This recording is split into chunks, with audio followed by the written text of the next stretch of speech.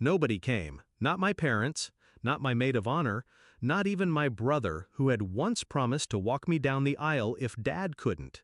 The pews at the chapel were empty, save for a few fellow soldiers who came out of respect. I stood there in my dress, the silence heavier than combat gear. And then, my phone vibrated. A text from my mother. "We need to talk, now," followed by 21 missed calls. I raised my glass anyway, forcing a smile, the crystal trembling against my lips. That's when I knew something inside me had snapped. Backstory family. That word used to mean something. Growing up, I was the quiet shadow in a house that revolved around my brother, Ethan, the golden child, the football star, the one who deserved everything.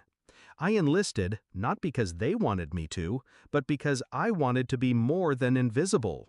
My service, my rank, my scars, none of it mattered to them. To my parents, I was just the daughter. But still, I clung to hope. I believed that on my wedding day, they would show up, that they'd finally see me. Discovery of betrayal. They hadn't forgotten. They hadn't been delayed. They chose not to come. My maid of honor, my own cousin, sent me a photo from Ethan's engagement party.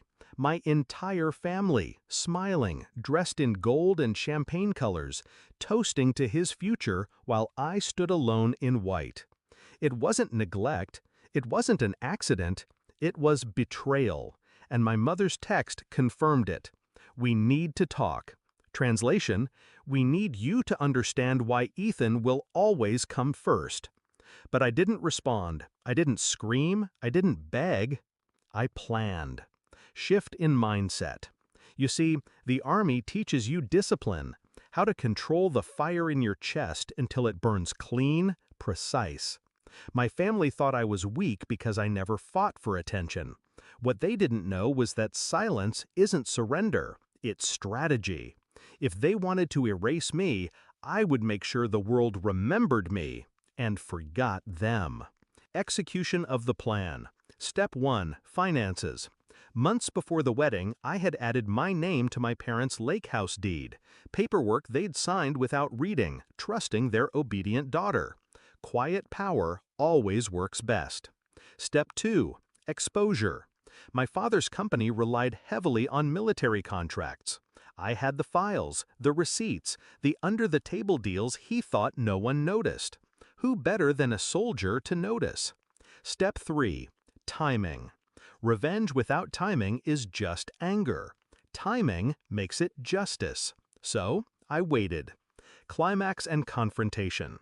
The night after Ethan's engagement party, my mother finally got me on the phone. Her voice was calm, rehearsed. "We couldn't miss your brother's big moment, sweetheart. You understand." Sweetheart.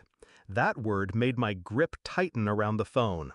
I let her talk, let her justify, let her dig the knife deeper. Then, when she paused, I finally spoke.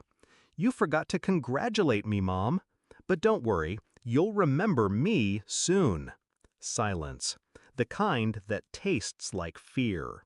2 days later, I sold the lake house to Ethan's ex-girlfriend, the one my family despised. I gave her a discount. A week later, anonymous documents landed on the desk of the Department of Defense. Every shady contract my father ever signed, every cut corner, every bribe. Within a month, his company was under investigation. And when Ethan called me, panicked because the engagement party photos had leaked online alongside headlines about his father's corruption, I simply said, "I raised my glass alone. Now you can too." Resolution and emotional release. They tried to call, tried to explain, but I had already blocked them all. Family doesn't forget you on your wedding day. Family doesn't erase you while smiling for cameras. I gave them what they gave me, absence. As I look back now, I don't feel regret, only clarity. They taught me that blood doesn't guarantee loyalty, that silence is sharper than screaming. And when my mother's last message slipped through before the block, "Why are you doing this?" I finally allowed myself to laugh. Because the truth was simple. I didn't destroy my family. They destroyed themselves. I just handed them the mirror.